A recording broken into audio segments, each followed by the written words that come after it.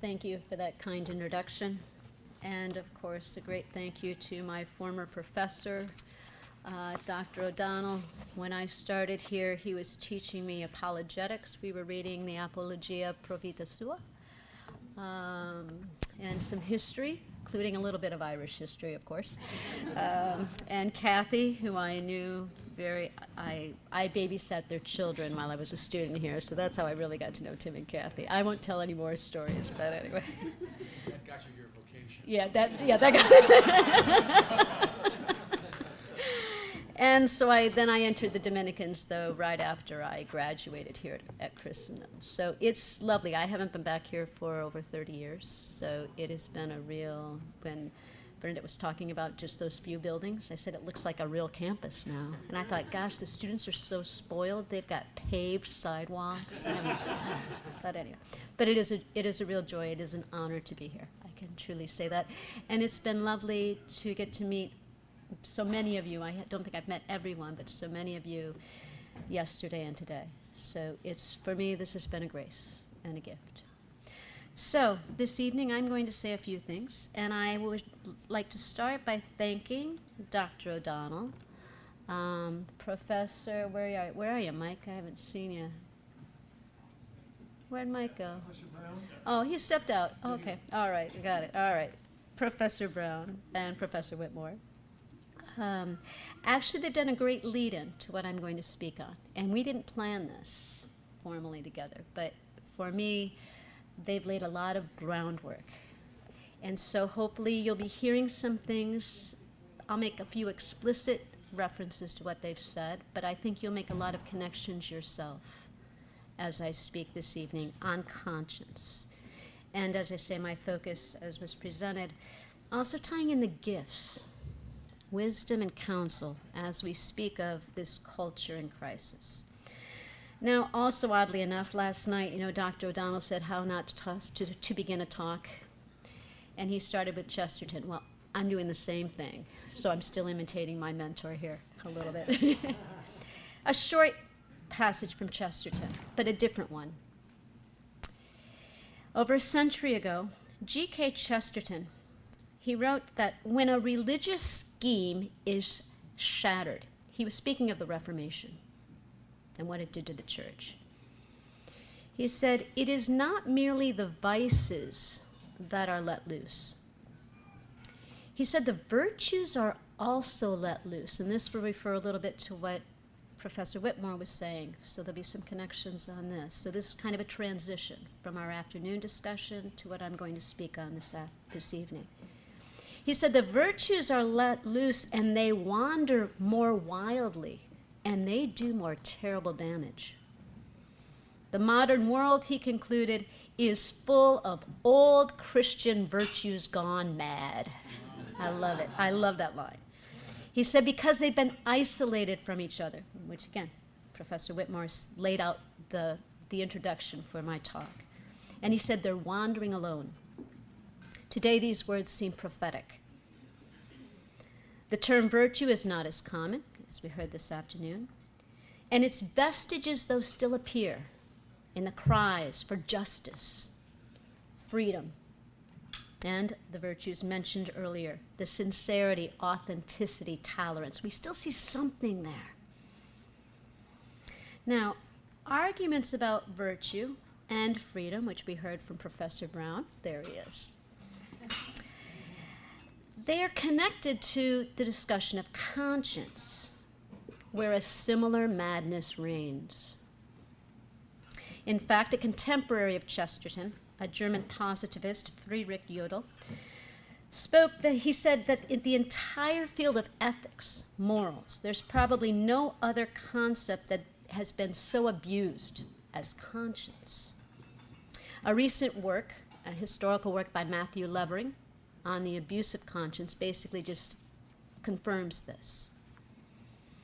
Now, in response to this madness, both as to virtues, vices, conscience, there's been a resurgence of theologians who have had recourse to Thomas Aquinas' rich, deep teaching on virtue. There have also been those who have returned anew to his principles of conscience. These are necessary. I do it myself. But I will argue that we must also include mention of his teaching on the gifts of the Holy Spirit. Purely speculative knowledge, as many of the students here, they're gaining all of this knowledge of the virtues and gifts, knowledge of moral distinctions and categories. This is important, but is insufficient for our dialogue with our contemporaries today. It can lead to an error that Pope Francis spoke of in Evangelii Gaudium. We speak truth, but those who listen to us go away with something alien to the authentic gospel of Jesus Christ. An example, morals and conscience. I speak of virtue, conscience, my listeners here, virtue signaling, dogmatism, legalism, guilt. But that's not what I was saying. The church has always been called to present truth in charity, but today more than ever, it requires creative fidelity. A creativity rooted in a simple but profound teaching that appears in the Catechism of the Catholic Church. The Catechism speaks of formation of conscience. But it says in that formation we are assisted by, first, the gifts of the Holy Spirit. But it also mentions the advice of others, and we're guided by the authoritative teaching of the Church. So formation of conscience requires a docility which comes through these gifts, and I'm going to speak of this docility on two levels, two aspects. First person, me. Second person, to whom I am speaking. Speaker, listener. So to support this argument, I'm going to be reviewing a few essential elements of Thomas's teaching on conscience and its formation. And then I would like to address the necessity of two of the gifts. Now, Father asked me, well, why those two? We could talk about all of the gifts as to the conscience, but I'm going to focus on counsel because it corresponds to the virtue of prudence, and wisdom, which corresponds to charity. Now, conscience is a complex reality, and this has led to serious distortions throughout history. I could just refer to the modern and postmodern theories. Just a reference to like Cartesian minimalism, where conscience is just my consciousness, or a vague moral awareness, and there are many other errors. But the problem is that because conscience is so complex, many theories only take one aspect of it, and the result is that we end up reducing conscience to a thin caricature of its true self, of the richness of what conscience is. Even in the Middle Ages, this term conscience was problematic in a way. It was complex. Thomas Aquinas notes 4 different uses of that term, 4 different definitions. I'm going to only refer to 3, but all of them signify something of an application of knowledge to something, conscientia, with knowledge. So they all have something of that. The first is conscience as a power. I have a conscience. And this is what we are going to speak of when we speak of forming a conscience. But Thomas also says the notion of conscience, the primary notion of conscience, is the act. My conscience does something. It judges. It discerns. And then there's a third notion of conscience. It's a principle for this judgment. And that is sometimes it's a habit we refer to now, and again, he did all the preparation, so we heard a little bit about a habit. Now, this habit is often referred to, sometimes they use conscience to refer to this habit, but more formally and with Aquinas, and even back to the Fathers, we call it synderesis. I'll come back to that and explain, but I'm going to keep with that term synderesis. So I'm going to start, though, with conscience as an act, a judgment. So, the proper sense of conscience, a judgment. We apply knowledge to my act. I'm going to do this, and I'm going to determine, is this good or bad? And in that determination, my conscience, Thomas says, bears witness to, incites, moves me, binds, accuses, excuses, get off the hook, torments, or rebukes. Let's take a simple example. Different Dominican sister, A Dominican sister meets a young Italian man that I'm going to call Massimo. Now, Massimo reveals to sister that he's just been to confession and the priest has refused him absolution because he is living with his boyfriend. Massimo also tells sister that until that moment, he was unaware that cohabitation was sinful. Okay, we can look at the priest and Massimo. Both of them made judgments of conscience. They applied a general law, marital act restricted to marriage, to Massimo's particular act of living with his girlfriend. The priest's conscience bore witness to and incited him, moved him to correct Massimo. Massimo, hearing this information, his conscience witnessed to what he was doing, bound him, accused him, and also tormented him, because that's why he talked to sister. This is what often happens. They go to the priest for confession, and then they'll go to the sisters for all the help afterwards. That's kind of common. All right, I'm going to leave Massimo aside. We're going to come back to him later, though. Now, since conscience is application of knowledge, though, I'm applying some knowledge to my act. We have to look at what are the sources of this knowledge. Now, it's my conscience. So many people today consider it to be purely subjective. It's mine, it judges. We've heard these arguments again earlier today. It is the supreme tribunal. If my conscience says this is okay, it is okay. It is an infallible decision, and you can't question it. And it's isolated from any higher truths. John Paul II outrightly rejected this position in Veritatis Splendor.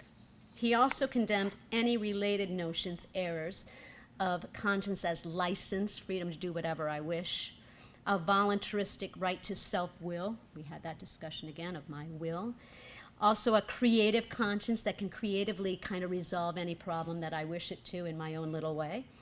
Or a conclusion, for an example, of another theologian, James Keenan, who said, at times we are obliged not to follow the church, because we are absolutely not free to violate our conscience. Error, okay. These errors underscore the fact that at the heart of these questions of sources of knowledge are questions of authority. Where's that authority coming from? Well, what does traditional teaching say on conscience? There is an objective element and a subjective element. Yes, my conscience is a tribunal, but there's also an objective element, referring to natural law and authority of the church. But traditionally, the church says those objective elements and those subjective elements meet without negating or destroying either one.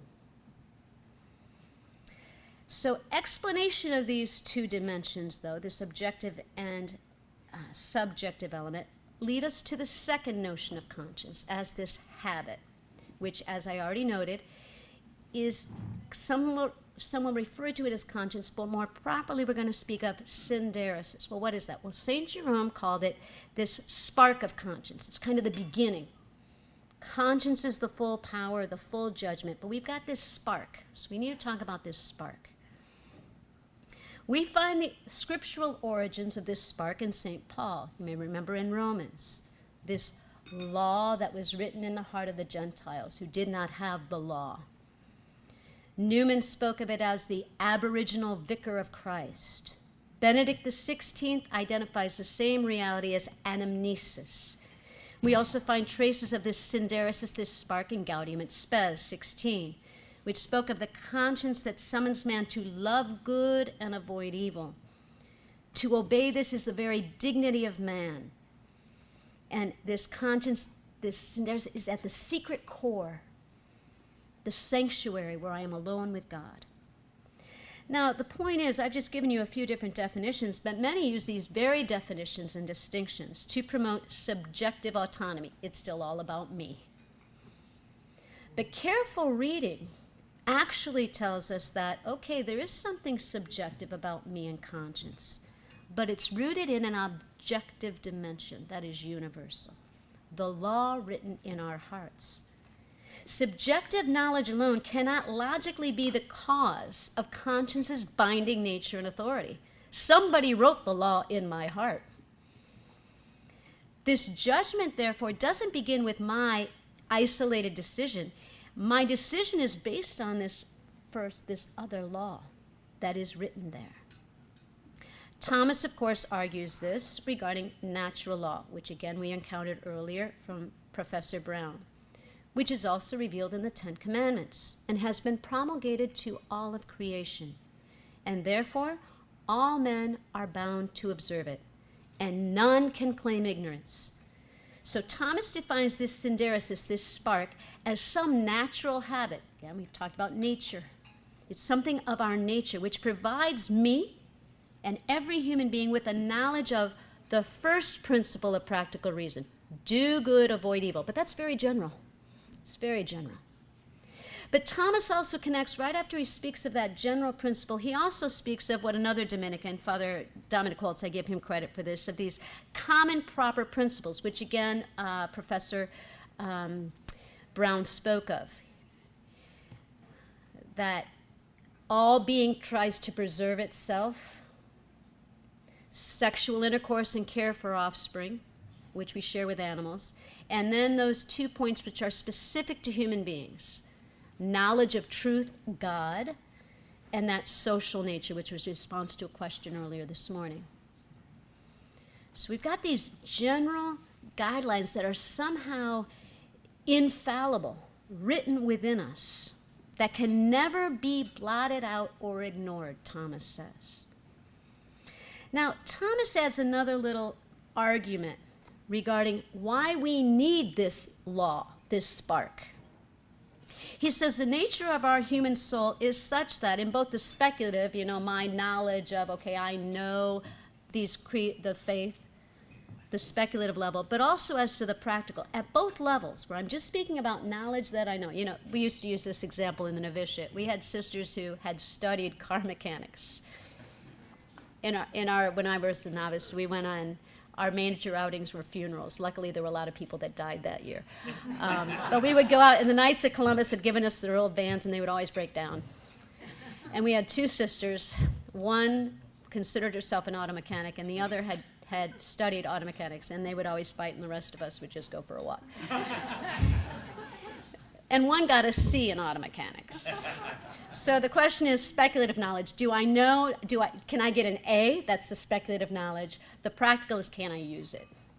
But on both levels, whether it's speculative or practical, Thomas is saying we need these first principles, like the principle of non-contradiction. Right? The whole is equal to the sum of its parts. But in the practical realm, we also need these first principles. Why? Because Thomas says on the practical level, we need something that is stable and certain, that is there so that it is always ready for me to use. That's what this synderesis is. It's always ready for me to use. Thomas compares this knowledge of that spark of conscience, synderesis, to a seed. He says it contains in germ all of the knowledge that follows. It belongs to the very nature of the intellectual soul, so that no one is deprived of its light. And it is this spark that gives our conscience its imperative character. What John Paul II would say, conscience is not independent. It's not an exclusive capacity to decide, I decide this is good or evil. He said it is profoundly imprinted upon the principle of an obedience. As I say, that law that God wrote in my hearts. It's non-negotiable, inextinguishable, infallible, which is why Thomas will refer to the psalmist who cried out. He uses the psalmist's cry of, lift up the light. This light is that light, that spark of conscience.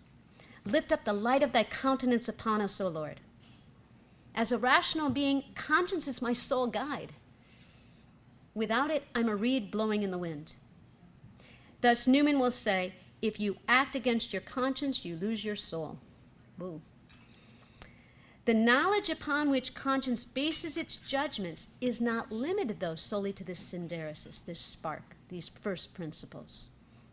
But these first principles are kind of a magnetic force, guiding us and guiding all other knowledge towards the good. Another point we heard earlier today. Benedict XVI speaks of this knowledge as an inner ontological tendency, causing our very being to resonate with some things and to clash with others. Now, if there is this inner law moving my conscience to resonate with good and to clash with evil, well, then why do some people resonate with evil and clash with good? Other questions we've run into.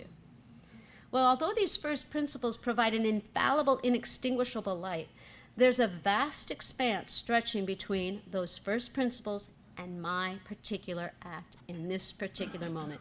Let's go back to Massimo. Even in his sin of fornication, you can identify traces of synderesis, of this spark. He chose an objective evil, which he considered an apparent good. And as such, his error really poses no threat to what I've just been saying about synderesis being an inextinguishable nature, because he chose some good in some way. He was wrong, but it was an apparent good.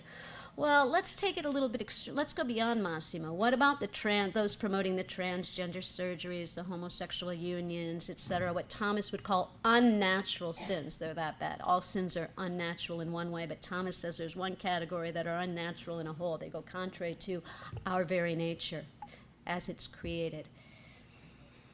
Don't these prove that synderesis can fail?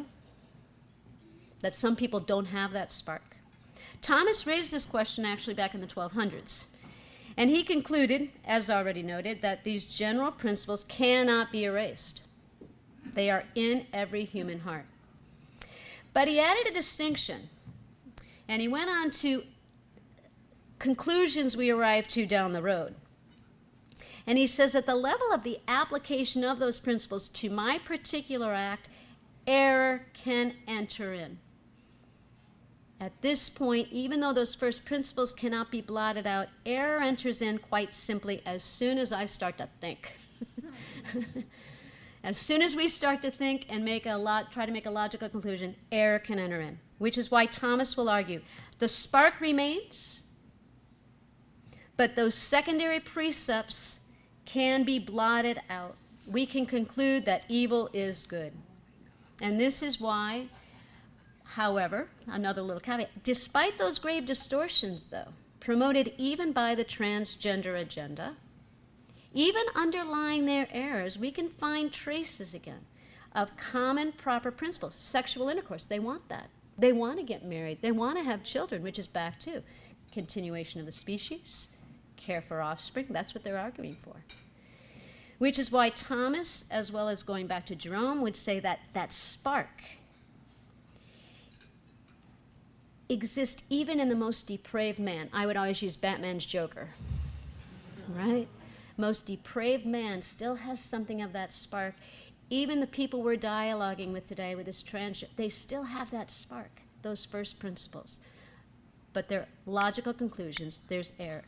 Newman sums up the situation. He says, our sense of right and wrong is so delicate, so fitful, easily puzzled, obscured, perverted, so subtle in its argumentative methods, so impressible by education, the importance of Christendom College, so biased by pride and passion, so unsteady in its course, that as it struggles for existence, it's the highest of all teachers, but the least luminous. We've got this great light, but we've got the problems here, and we see that. For Newman, this vulnerability of conscience dictates the urgent need for the assistance of the magisterium in formation, which leads us to this third notion, formation of conscience. Synderesis can't be deformed, but there's another source of knowledge acquired for me to make this judgment.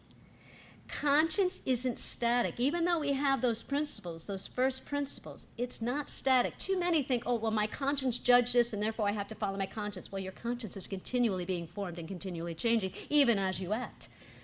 It's being formed by the magisterium, for Catholics, by priests and confessors, by family and friends, by society and media, by my own passions, habits, and experiences. The fallibility, though, of the majority of these teachers means that they can form and deform my conscience. But we have to be careful. The deformity can't be blamed solely on others, because it's my intellect, it's my conscience. which gathers this information, interprets it, or possibly just sets it aside and rejects it. Father was talking about that too. We were having a discussion on this last night. To say only that the church obliges me to follow my conscience is stopping short of the truth, because, again, referring back to the catechism, it says, yes, I must follow my conscience, but adds, by my conscience, I assume responsibility for my actions, and because of that responsibility, I have to inform it. I have to be enlightened. This responsibility brings in another point that has already been addressed, a very controversial point, that of freedom. Now, this is a vast topic, and we've already had some discussion, but I want to just address 2 points that tie in with my discussion of formation of conscience. First is Thomas Aquinas on libero arbitrio, another Latin term, but I'm going to stick with that phrase. Why? Because it's often translated as free choice, but we've already seen free choice, people interpret in many different ways. And that's not getting to the core of what Thomas is saying with libero arbitrio. So I use the Latin phrase to avoid those errors. Libero arbitrio, this is the source of our being able to choose, is not merely about my will. It's also about my intellect. It's a faculty of the will and of reason, Thomas says. It's my will guided by reason. That's what free choice is. It's not me just freely choosing whatever I want. Now, I'm going to leave that aside a little bit and go to another topic here. As I say, I just wanted to mention that. The free choice includes both of the powers. I also want to mention another point, though, as to freedom. And this is more in the theological, so I'm stepping away from the philosophy of Professor Brown. When we speak of conscience, what's the relationship between human freedom and divine freedom? There's a critical juncture here. These two freedoms have to meet. This is where we find conscience. Conscience is at the juncture of human freedom, divine freedom. But we also find here heated debate. Many theologians who bear a good deal of responsibility for forming consciences in a post humani vitae, I'm saying post humani vitae because we can go back there for all the many different issues. In a post humani vitae church, many theologians struggle to find the balance between these two freedoms, human freedom, divine freedom. They have an inability to conceive human freedom as coexisting with any necessity. Again, a point, hopefully you're catching all of this has already been addressed, but I'm just approaching it from a different perspective, hopefully. Even this necessity that is divine, the church proposes a moral law based on natural law and revelation, preaches a necessity which they see, many of these other theologians see it as constraining my freedom. I'm faced with a conflict between necessity, church's interpretation of divine law, and possibility, my judgment of conscience, and freedom says what? I have to reject. The church has to give way. This is often called theonomous autonomy. Note, God comes in, theonomous, but the interpretation of it, it was phrased by Franz Bokel, is basically it's freedom without any restriction from an alien authority. Now, Bokel, because he's trying to do this from a Christian perspective, still says God has a claim. That's why it's theonomous autonomy. I'm free, but God comes in. But he adds a caveat. The whole question is, how do we interpret God's claim on me? Well, another proponent of this, Alphonse Auer, he basically says, this is God's claim on us. Since I am free, what is my claim? Well, God created me free. He created an autonomous moral being, and he made me a law unto myself. As such, the only norms are those developed by me. Any external moral norms, even those of the church, cannot bind. They're trying to defend freedom, but they reject not only divine necessity, God's law, but also divine possibility. I'm going to return to that topic below. Divine possibility. What is this? As I say, I'm going to leave it a little bit. Now, those are some basic principles on conscience. Now I need to shift a little bit, because the next logical step having those principles of conscience, natural law, synderesis, would be to talk about Thomas's treatment of virtue, especially the virtue of prudence.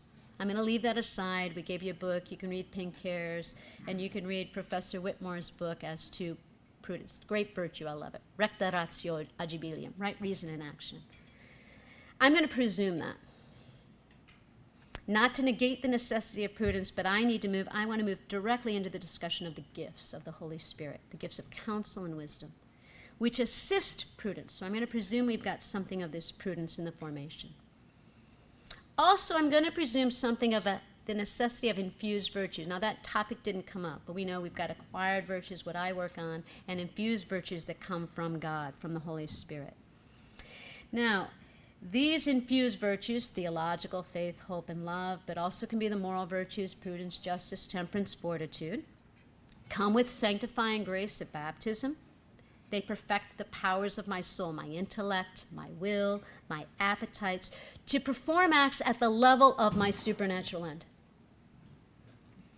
Now, I'm going to instead argue, I'm going to leave that aside, and I'm going to focus on the point that in the Christian life, we need these virtues. But for all of us sitting here today, as we're trying to dialogue with the problems we're facing, even the infused virtues, according to Aquinas, will in some way limp, not due to any lack in the Holy Spirit, but rather because of the weakness of my human powers. And this is why the gifts are so important for every one of us here. Thomas considers the gifts of the Holy Spirit to be like virtues, because there's something of a habit, they're perfecting my powers. So he'll sometimes say, well, the virtues, the infused virtues, gifts, we can talk about them. They're all kind of perfecting me, helping me to perform good acts. He'll also say, well, you could call the infused virtues gifts because they come from the Holy Spirit. They're not of my nature. Similarities there. Then he goes into all the distinctions. What's the distinction between those infused virtues and the gifts of the Holy Spirit? You know, we've all studied this. We all know there are gifts in the Holy Spirit, but do we know how they function in our lives? Do we know how we need them? Thomas argues for the necessity of the gifts, and he gives many different arguments. One, as I said, although those infused virtues that we received in baptism perfect us in some way, they come from the Holy Spirit, they're insufficient before the highest science of God.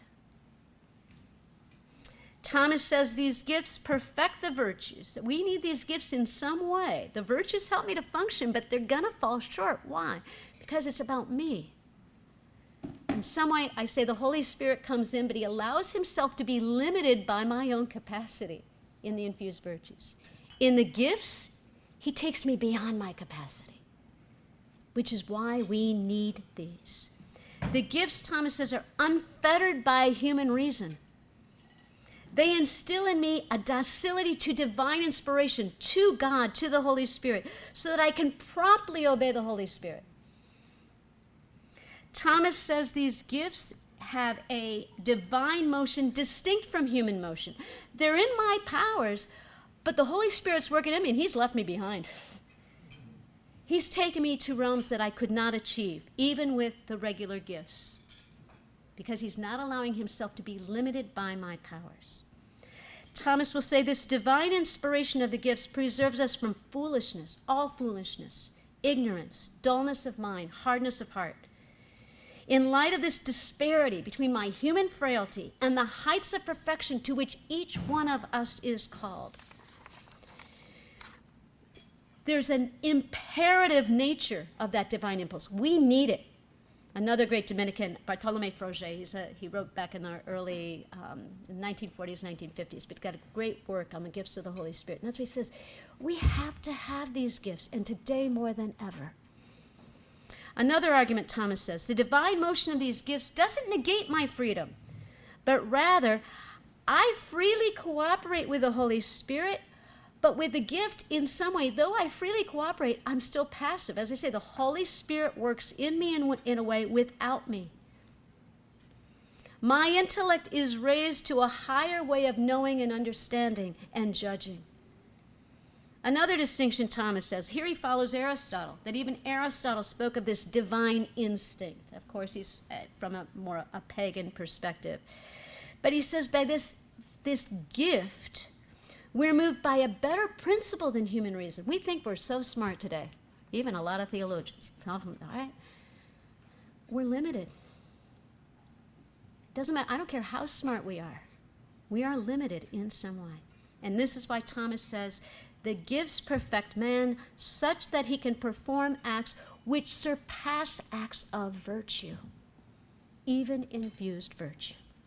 Finally, Thomas argues that this docility to the divine brings us a higher level of certitude. Now, we speak a lot when we're teaching virtue, we speak a lot of prudential certitude. Okay, I've got this prudence.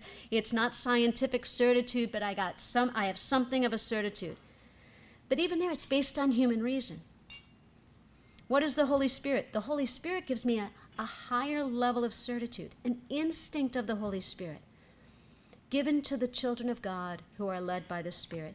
This is the Spirit who helps us in our weaknesses, Paul says, for we do not know how to pray as we ought. And the Holy Spirit intercedes with sighs too deep for words. How often do we have that level of prayer today for ourselves and for those people that we know and love? This discussion of divine instinct and docility to the Holy Spirit applies to all the gifts. But as I said, I want to speak a little bit specifically as to counsel and wisdom. Now, conscience, we said, is a judgment about particular acts. Virtue of prudence helps me to judge and put it into action. But if my reason is limited, so too is conscience. Conscience needs the gift of counsel. We need the Holy Spirit's guidance to reason about these particular acts. We can be very smart. We can have a lot of experience, but there are times where we are going to run into dilemmas. The gift exceeds the virtue. Why? Because I'm going to be counseled not by me. I'm counseled by God with the gift. Now, this excellence, this seems a little bit, whoa. Okay, that's great, sister, for sisters and for priests, right? Everybody else can kind of leave it aside. Thomas actually addresses this point. He raised this objection in one of his writings. Some said, oh, that's fine, Thomas, but that's a little too excellent. Maybe you're speaking of this gift of counsel as like a gratuitous gift, a charismatic gift that's only for a few people. And Thomas says, nope. He says the gift is common to all the saints. And here he's speaking of all the people of God. God counsels, and we all need God's counsel for the things necessary for our salvation. Let's go back to Massimo and his struggle with chastity. Now, he had a decision to go to confession. That was pretty good. He made a judgment of conscience at a certain level. Something of prudence directed him towards that good. Once there, the priest assisted him, gave him some information. You can't do this, Massimo. And what he previously judged to be moral, he now understands that's a sinful act. But his world has been overturned. He's reflecting on this knowledge, which led him to sister. He had just come out of the confessional, literally, and this was not me. I ran into him later. That's another whole story of how I ran into Massimo. And it was like, what? It was another sister. But that's why his world is in turmoil. That's why he sees this sister, and he starts talking just on an elevator. And he starts going into this hole. And sister offers him some advice, and she says, well, you can try to avoid the sin. You could get a separate apartment. You could marry the young woman. Oh. Now, Massimo faces a dilemma. Does he continue his life of sin? Or does he choose one of the goods, to move out or to propose to his girlfriend? Now, his conscience, if he decides to continue in sin, his conscience is still going to be there bothering him. But if he chooses one of the other two, to move out or to propose, he could lose his girlfriend, and he doesn't want to do that. Now, he could make a decision here, and he doesn't necessarily need the gift of counsel. But what would the gift of counsel give him? It would give him a higher level of certitude and would help him more easily to navigate those difficulties he faced with whatever decision he made. We can all learn from Massimo. We all face dilemmas in our life. They may not be what Massimo's were, but we all face dilemmas, our own or those we know and love. Each day, it can be problems of infertility, gender dysphoria among family and friends, medical dilemmas, terminally ill, elderly, business ethic issues, new unknowns of AI.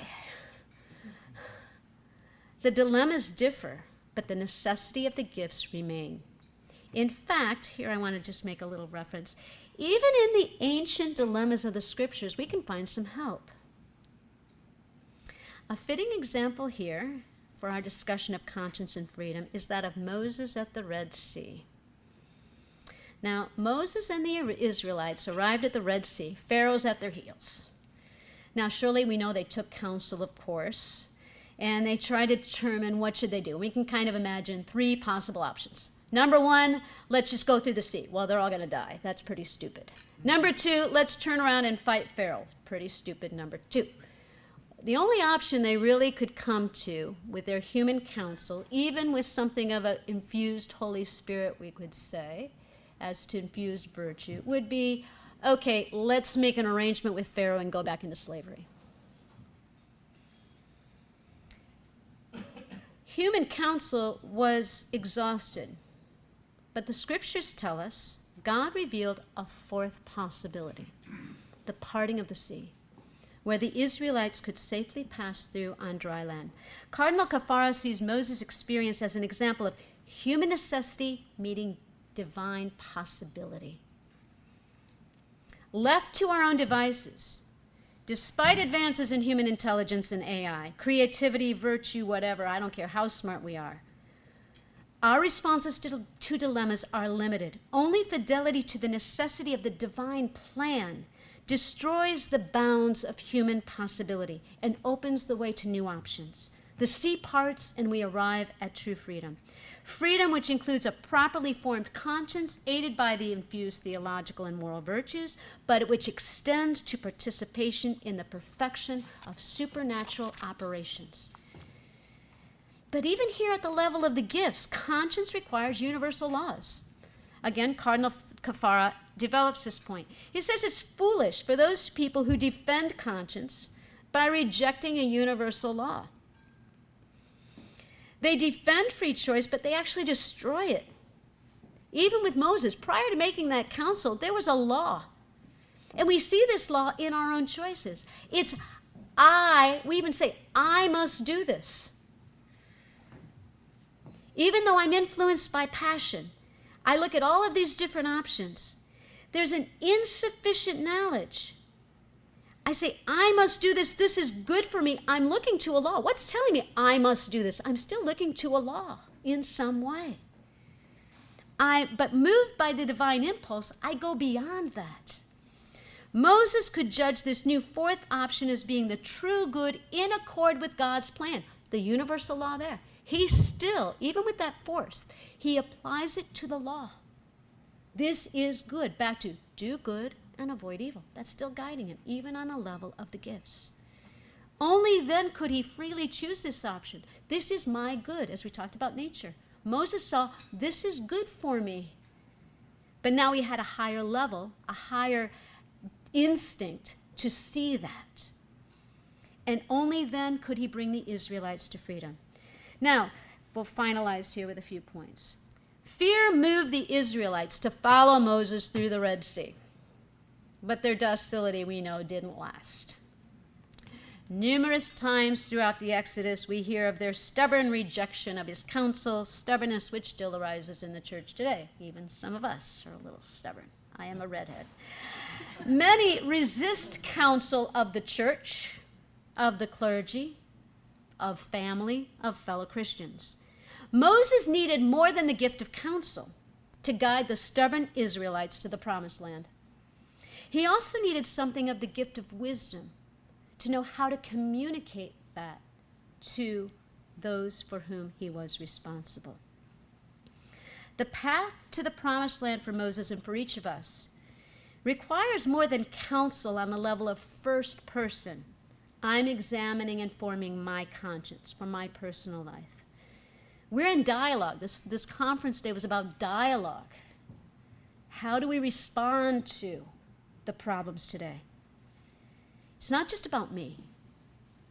We all have an obligation within the church. We're part of the mystical body. Dialogue with Catholics and non-Catholics requires consideration of a second person aspect, the listener.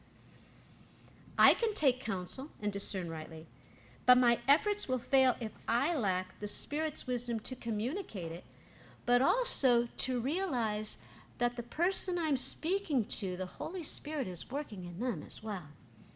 I want to go to St. Dominic, an example of St. Dominic, my founder. Okay. You may know the story. He spent an entire night in a tavern. Well, we all like that part. That sounds good. With an Albigensian heretic. And I love the idea. He spent the entire night, and I think this is very important for us today. Even in the 1200s, it wasn't easy. He didn't merely dictate. If they just sat together and he just talked, the guy would have left or fallen asleep. What we know from that is that he was guided by the Spirit. He listened. He learned. He listened to what the Albigensians said. They talked. They were in dialogue. And then he spoke. But also, we can see, guided by the Holy Spirit too, was the Albigensian. He listened. He learned. He spoke. And he was converted. There's a reciprocity in formation of conscience. Of course, unlike the Albigensian, our interlocutors today, those to whom we speak, may reject the truth. But as previously noted, they don't always bear full blame. I can also be the cause of the rejection of truth if I strip my zeal of charity. This is a pastoral error.